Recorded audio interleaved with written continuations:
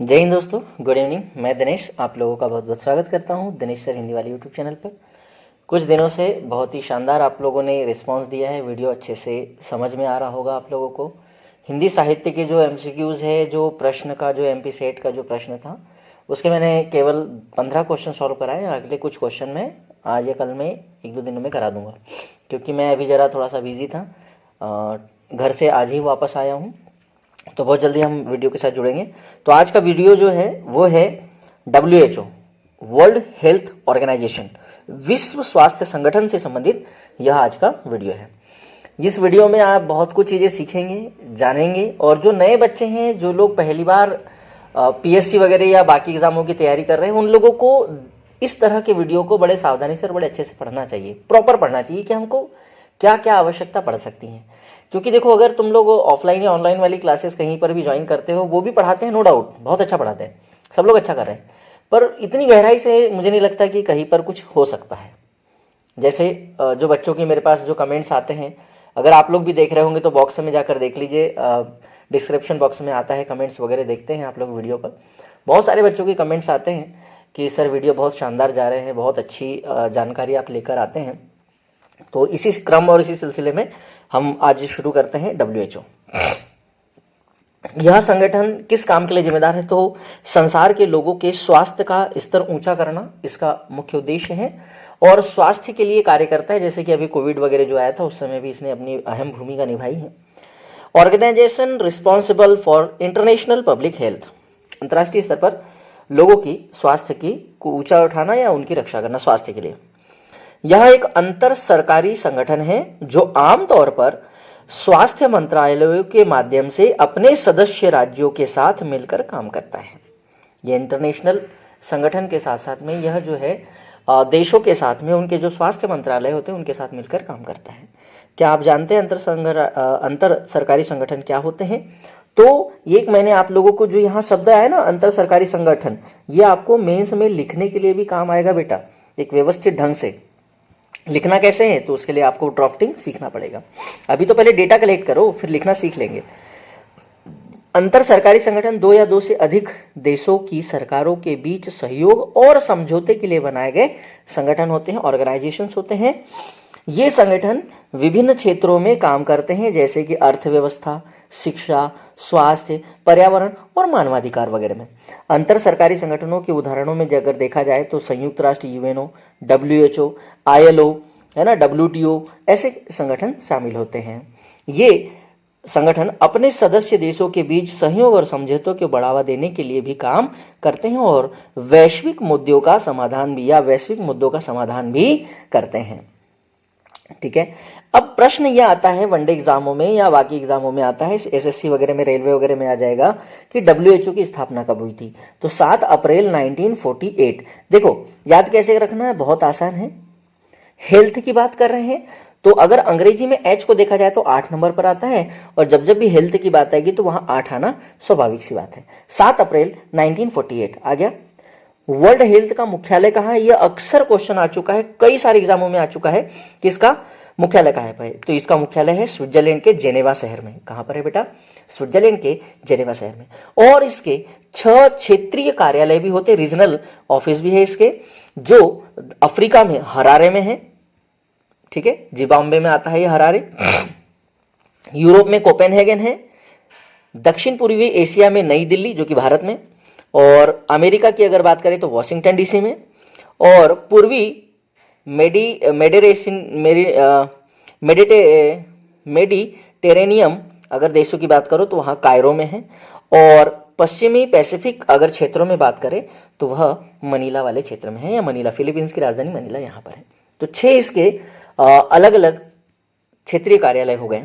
WHO के सदस्य देश कितने हैं? तो अभी वर्तमान में 194 है। संख्या कम ज्यादा हो सकती है, आपको खुद अपडेट करना पड़ता है ना। मेरा काम है अभी जो वर्तमान में है मैं वो बता दूं, अगर 2 दिन बाद बदल जाए तो उसके लिए भैया आप लोगों को अपडेट करना पड़ेगा। 194। विश्व स्वास्थ्य दिवस कब मनाया जाता है? तो 7 अप्रैल को मनाया जाता है। इसके डायरेक्टर जनरल कौन है या महानिदेशक कौन है? तो अभी जो है डॉक्टर टेड्रोस अधनोम घेब्रेयेसस है, जो कि इथोपिया से हैं। कहां से हैं? इथोपिया से, है ना। नाम क्या है उनका? टेड्रोस अधनोम घेब्रेयेसस, जो मार्गेट चान, जिन्होंने 2 कार्यकाल अपने पूरे किए हैं 5-5 वर्षों के, उनके स्थान पर ये अध्यक्ष बने हैं सन 2017 में, या महानिदेशक बने हैं। विश्व स्वास्थ्य संगठन वैश्विक स्वास्थ्य मामलों पर नेतृत्व प्रदान करता है, स्वास्थ्य अनुसंधान एजेंडा को आकार देता है। जो नए खोज वगैरह होते हैं, अनुसंधान वगैरह होते हैं, उसका भी एजेंडा तैयार करता है। मानदंड और मानक भी निर्धारित करता है, साक्ष्य आधारित नीति विकल्पों को स्पष्ट करता है, देशों को तकनीकी सहायता प्रदान करता है और स्वास्थ्य प्रवृत्तियों की निगरानी और मूल्यांकन भी करता है। डब्ल्यूएचओ के उद्देश्य क्या है? तो उद्देश्य देख लीजिए थोड़ा सा। अंतर्राष्ट्रीय स्वास्थ्य कार्य पर निदेशन एवं समन्वय प्राधिकरण के रूप में कार्य करना इनका पहला उद्देश्य है। दूसरा, संयुक्त राष्ट्र विशेष एजेंसियों, सरकारी स्वास्थ्य प्रशासनों, पेशेवर समूहों और ऐसे संगठन या ऐसे संगठनों के साथ प्रभावी सहयोग स्थापित करना और बनाए रखना जिन्हें उचित समझा जाए, यह भी इसका कार्य है। स्वास्थ्य सेवाओं को सुदृढ़ करने में अनुरोध पर सरकारों को सहायता भी प्रदान करना इनका उद्देश्य है। स्वास्थ्य की उन्नति में योगदान देने वाले वैज्ञानिक और पेशेवर समूह के बीच सहयोग को भी बढ़ावा देने का इनका कार्य है। डब्ल्यूएचओ का संचालन कैसे होता है? तो इसका संचालन करने के लिए एक सभा होती है जिसको विश्व स्वास्थ्य सभा कहते हैं, WHA assembly, world health assembly, विश्व स्वास्थ्य सभा। डब्ल्यूएचओ की निर्णय लेने वाली संस्था है जिसमें डब्ल्यूएचओ के सभी सदस्य देशों के प्रतिनिधि मंडल भाग लेते हैं इसमें। इसका आयोजन प्रतिवर्ष डब्ल्यूएचओ के मुख्यालय जेनेवा, स्विट्जरलैंड में आयोजित होता है।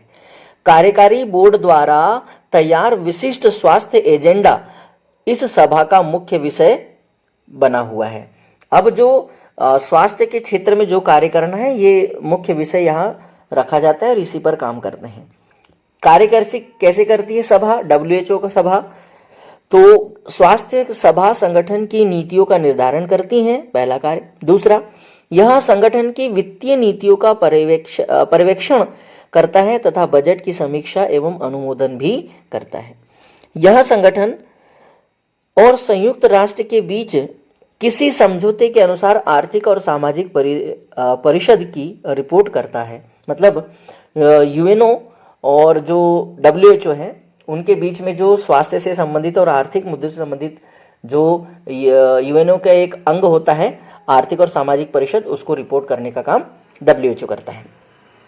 सचिवालय, इसका सचिवालय जो कि इसी में दूसरा अंग कहलाता है उसका, डब्ल्यूएचओ का पार्ट। तो इस सेक्रेटरीट अगर बात करें तो सचिवालय में महानिदेशक और ऐसे तकनीकी और प्रशासनिक कर्मचारी शामिल होते हैं जिनकी संगठन को आवश्यकता होती है। ठीक है। महानिदेशक की नियुक्ति स्वास्थ्य सभा द्वारा बोर्ड के नामांकन पर स्वास्थ्य सभा द्वारा निर्धारित शर्तों पर की जाती है। समझ गए होंगे, ये भी बड़ा आसान सी चीजें हैं, पढ़ के रखिएगा। क्वेश्चन तब फंसते हैं बच्चे जब उसमें पूछा जाता है ना कि इनमें से कौन सा कथन सही नहीं है, तब समस्या जाती है। सदस्य और सहयोगी सदस्य कौन होते हैं भाई? तो डब्ल्यूएचओ में जो सदस्य और सहयोगी सदस्य होते हैं वो संयुक्त राष्ट्र के सदस्य संगठन के जो मेंबर होते हैं वही यहाँ पर भी सदस्य होते हैं। ऐसे क्षेत्र या क्षेत्र समूह जो अपने अंतर्राष्ट्रीय संबंधों के संचालन के लिए जिम्मेदार नहीं है, स्वास्थ्य सभा द्वारा एसोसिएट सदस्य के रूप में उनको शामिल किया जाता है। अगर मान लीजिए कोई ऐसा संगठन समूह या ऐसा कोई समूह भी है जो अपने कार्य क्षेत्र के लिए जाना जाता है और वो यहाँ रजिस्टर्ड नहीं भी है, पर वो भी एसोसिएट सदस्य के तौर पर रह सकते हैं, जिसको सहयोगी सदस्य कहते हैं, या उनके साथ काम कर सकता है। फिर विश्व स्वास्थ्य संगठन और भारत के परिप्रेक्ष्य में थोड़ी सी कुछ चीजें देख लेते हैं कि क्या कुछ रहा है भारत की दृष्टिकोण से। वैसे तो बहुत विस्तार से जानकारी है, पर मैंने कुछ कुछ बिंदु आप लोगों के लिए रखने का प्रयास किया जो वनडे एग्जामों में आप लोगों को कामगर सिद्ध हो जाए और एटलीस्ट क्वेश्चन तो आपको बनाते आ जाए या प्रश्न तो आपको बनाते आ जाए कि क्या हो रहा है बात। विश्व स्वास्थ्य संगठन और भारत, डब्ल्यूएचओ एंड इंडिया। 12 जनवरी 1948 को भारत WHO का सदस्य बना और दक्षिण पूर्वी एशिया का क्षेत्रीय कार्यालय नई दिल्ली भारत में बनाया गया। ये दो बातें आप लोगों को बहुत महत्वपूर्ण तरीके से पढ़ के रखना है। भारत में WHO द्वारा किए गए स्वास्थ्य संबंधित प्रयास, तो उसमें बहुत महत्वपूर्ण प्रयासों में से एक प्रयास जो है चिकन पॉक्स या स्मॉल पॉक्स है, जिसको चेचक कहते हैं। वर्ष 1967 में भारत में दर्ज किए गए चेचक के मामलों की कुल संख्या विश्व के कुल मामलों की लगभग 65% थी।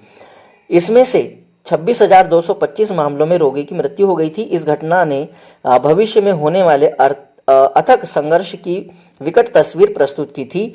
और फिर जब कदम उठाए गए भारत और WHO की तरफ से, तो फिर ऐसा हुआ कि हमें चेचक से उन्मूलन, मतलब उसको जड़ से ही खत्म करने के हम लोगों ने प्रयास किए और सफल भी हुए। 1967 में WHO ने गहन चेचक उन्मूलन कार्यक्रम चलाया गया, जिसको कहते हैं ना उन्मूलन करना या उसको जड़ से निपटा देना।